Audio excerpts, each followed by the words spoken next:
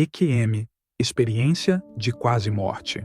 Há, pelo menos, 3 experiências que marcaram profundamente a minha vida, momentos em que estive entre a vida e a morte. Eu sou Aaron Pizzolo, ou talvez Gustavo Pizzolo, ou ainda, quem sabe, Zaratustra Pizzolo. Cada nome é uma camada da minha alma que sobreviveu a esses encontros com o desconhecido. A segunda experiência, e talvez a mais assustadora, começou de forma inocente. Eu era apenas um menino. Naquela noite, pedi para minha mãe dormir comigo. Algo dentro de mim sabia, um pressentimento silencioso de que aquela noite jamais seria esquecida. Adormeci, e o que se seguiu foi um verdadeiro inferno. Sonhei que acordava e me levantava, 1, 2, 3, 7 vezes seguidas. Era como se meu corpo material estivesse se desprendendo e, a cada intervalo de sonho, eu presenciasse minha própria projeção espiritual. Mas havia algo ainda mais aterrorizante. Em cada falso despertar, eu me esfaqueava.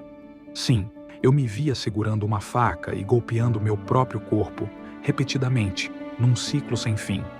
Um eterno retorno de dor e desespero. Cada vez que acordava, sentia o horror de reviver aquilo de novo e de novo, sem escapatória. Até que, finalmente, despertei. Mas o pesadelo não havia terminado. Tudo ao meu redor, a coberta sobre meu corpo, o frio que cortava a madrugada, o cômodo da casa, era exatamente igual ao que eu tinha visto no sonho. Cada pequeno detalhe estava ali. Só havia uma diferença. Eu não estava esfaqueado. O pânico me dominou. Meu coração disparou tanto que achei que ainda estava preso naquele ciclo de terror. Em desespero, recorri ao meu velho hábito.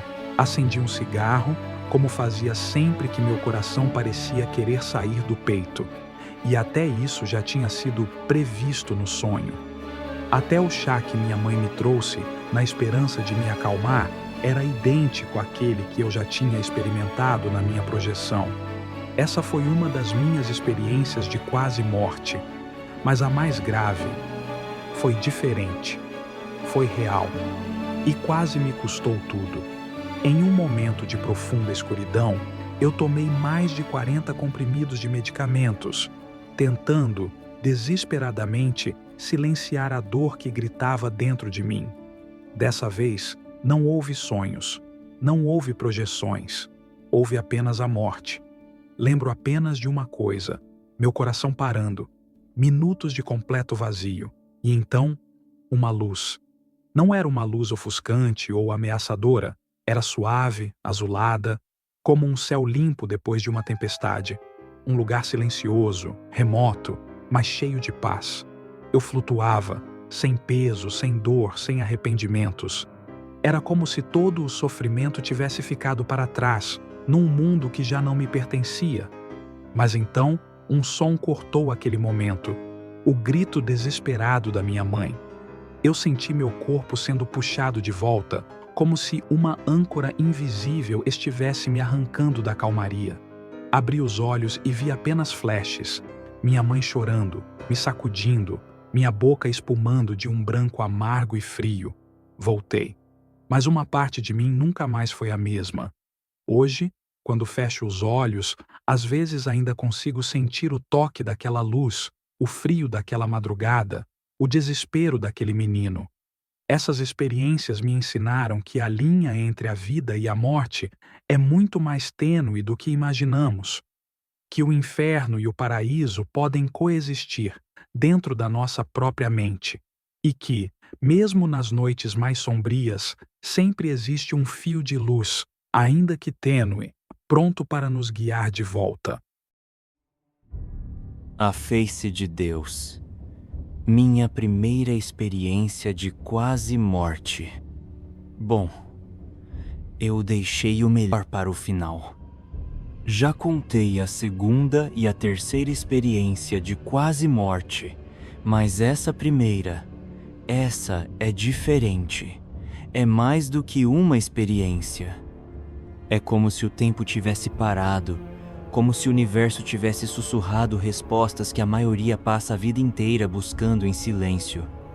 Quando criança, entre devaneios e silêncios profundos, eu me via constantemente mergulhado em perguntas maiores do que eu. Quem me criou? Sim, eu sabia que biologicamente foram meus pais. Mas quem de fato me criou? Quem soprou consciência no meu corpo? Qual o motivo de eu estar aqui, nesta terra que gira no vazio do cosmos? Qual o sentido da vida? Qual é, afinal, o propósito da minha existência? Eu cresci em um ambiente caótico, um lugar onde a sobrevivência era um dever e a paz, um luxo.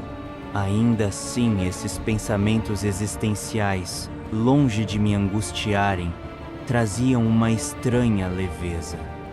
Eles eram meu suspiro no meio da tempestade, uma brisa suave no calor escaldante do caos. E foi entre os 6 e os 13 anos que algo inexplicável aconteceu. Uma noite comum, talvez igual a tantas outras, mas por dentro algo me chamava. Era como se uma voz suave, silenciosa e sem língua, me pedisse para sentar, fechar os olhos e escutar para dentro.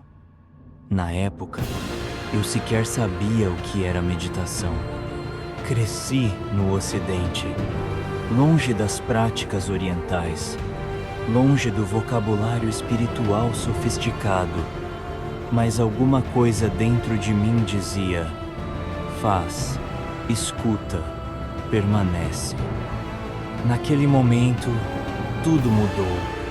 Eu fui arrebatado para fora de mim mesmo e ainda assim, para dentro do que eu era. Fui além do tempo, do corpo e da linguagem. Fui tragado por uma presença, uma consciência que não se apresentava com rosto ou forma, mas com sentido, com plenitude. Aquilo que no hinduísmo chamam de Parabrahman, a origem de tudo, o antes do antes, o todo. Vi o universo, vi o tecido invisível que liga o tudo ao nada. Vi a Via Láctea e outras galáxias girando em perfeita harmonia, como engrenagens de um relógio divino.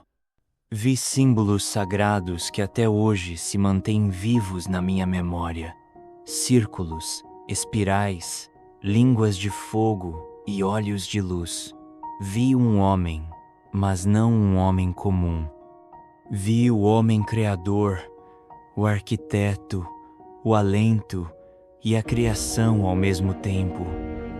Deus era tudo. Deus era um.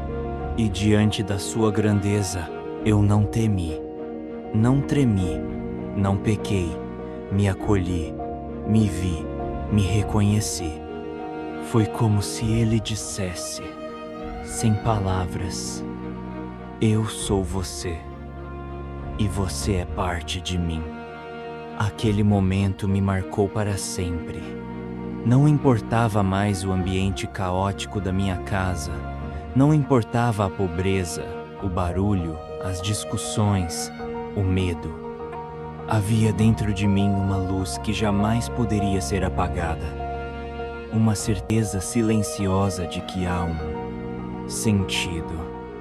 De que minha vida, apesar de todo o sofrimento, carrega um fio invisível que me conecta ao eterno. Como, depois disso, não me auto-acolher? Como odiar a mim mesmo, se fui acolhido por Deus? Essa visão, essa experiência moldou minha forma de ver o mundo. Aprendi a contemplar até o sofrimento. Aprendi a aceitar a dor sem perder a esperança. E quando a vida parece ruir, fecho os olhos e lembro: eu vi a face do Criador. Eu fui abraçado pelo infinito. E desde então, sigo, em meio ao caos, sigo, porque eu sei, eu vi.